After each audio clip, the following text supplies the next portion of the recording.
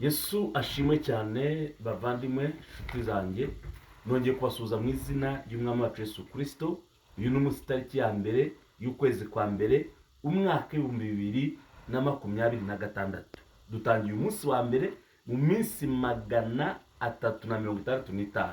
Uyu ni uwa mbere, bivuze ngo uyu munsi nurangira habasigaye 364.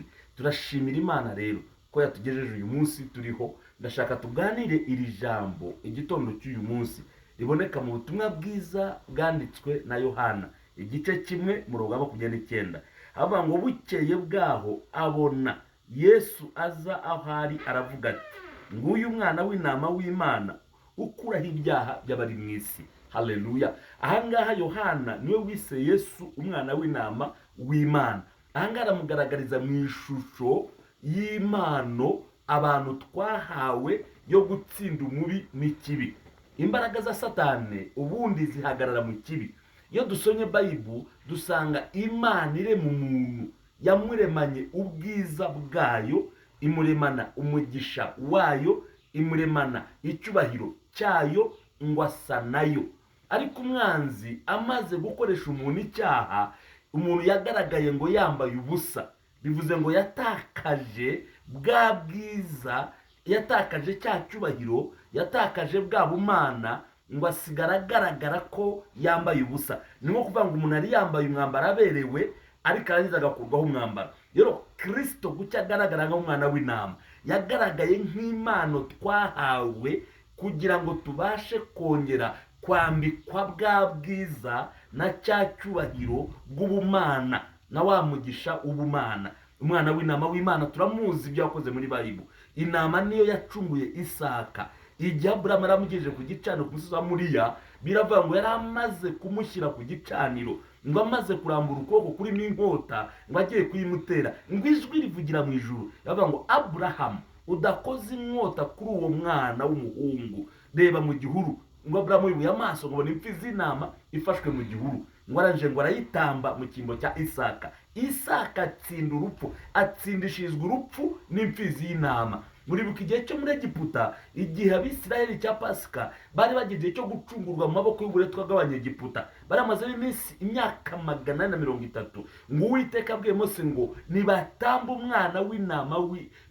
umwana w'imfizi y'intama bamurye bamumare, ngo umurimbuzi naza kurimbura cyangwa urupfu niruza muri Egiputa rugasanga ahantu hari amaraso ku nkomanizo y'umwana w'intama, ntacyo uri mu mutware. Bivuze iki? Imbaraga z'umubi n'ikibi ni urupfu, ariko uyu mwana w'intama ajya atsinda urupfu. Rero ahangaha Yohana arerekana Yesu nk'umwana w'intama wuzuye, nk'impano yuzuye yo gutsinda ikibi, yo gutsinda umwanzi, yo gutsinda icyaha, yo gutsinda umuvumo, yo gutsinda akarande, yo gutsinda ibigukurikirana. Ndashaka gutangariza ngo umwana w'intama w'Imana wanesheje buri kimwe, wanesheje imbaraga z'umwanzi, wanesheje imbaraga z'umwijima, ari we Yesu Kristo yamaze gutangwa ku musaraba. Wowe icyo usabwa ni kimwe, ni ukumwizera akagutsindishiriza Satani, akagutsindishiriza umugambi wa Satani, akagutsindisha uburiganya bwa Satani, akagutsindisha imitego ya Satani mu izina rya Yesu Kristo. Ndashimira Imana rero ko yaduhaye impano Yohana yavuze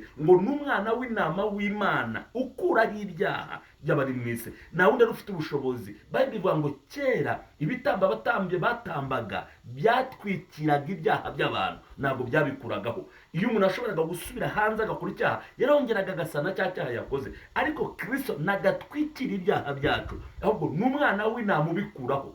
Haleluya. Ndakwinginze ngo 2026 uyu mwana w'intama w'Imana Yesu Kristo agira ikintu agukuraho, agira icyaha agukuraho, agira umuvumo agukuraho, agira karanda agukuraho, agira ubukene agukuraho, agira inyatsi agukuraho, agira imbaraga z'umwijima agukuraho, agira dayimoni agukuraho, agira igitutsi agukuraho, agire ubundi bwiza agarura mu buzima bwawe, agire ikindi cyubahiro cy'Imana agarura mu buzima bwawe, umugisha w'Imana ongera kugarura mu buzima bwawe, kubaho kw'Imana kunesha urupfu, kunesha ikibi n'umubi byongeye bigaragare mu buzima bwawe. Ndakwigize 2026 akira itariki ya mbere ukwezi kwa mbere, akira uwo mwana w'intama utsinda ikibi n'umubi mu izina rya Yesu. We wakire Kristo, uri bwakire Kristo, ndashaka gutangariza ngo nagucyambaye isoni, nta nubwo ukirokorwa n'isoni. Uwo mwambaro wa Adamu yambaye mu ngobyi w'isoni twawambuye n'umwana w'intama ari we Yesu Kristo ku musaraba.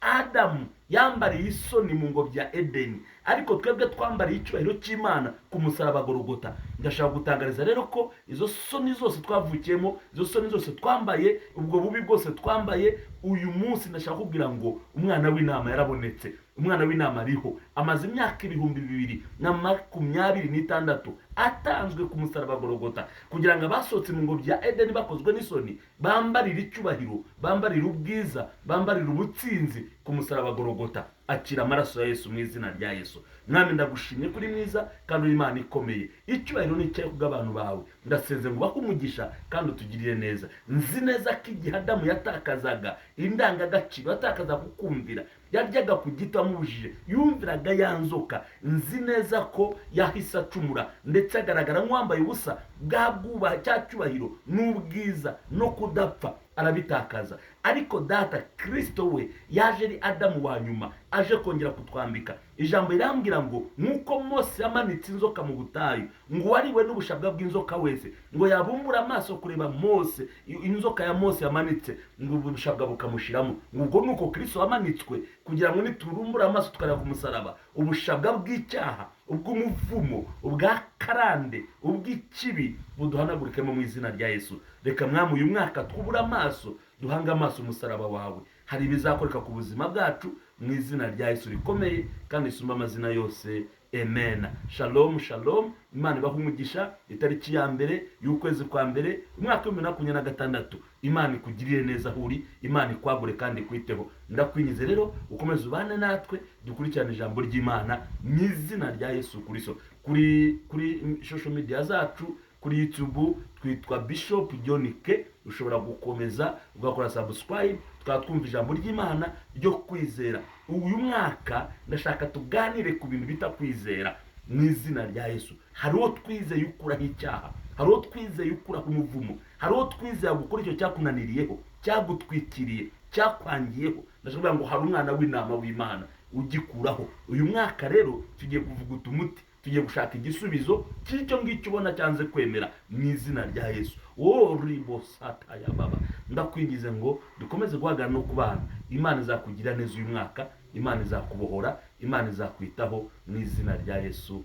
Amen. Yesu abaho umugisha, umwaka mushya, mukomeze kugubwa neza, mukomeze guhirwa. Uyu mwaka Imana igukingura amarembo mashya utigeze ubona. Nimba uri umukobwa, gukingura amarembo yo gushaka. Nimba uri umusore, igukingura amarembo yo gushaka. Nimba uri umubyeyi, gukingura amarembo mashya mu rugo, mu kazi, muri byose. Imana ibakore ibitangaza mu izina rya Yesu.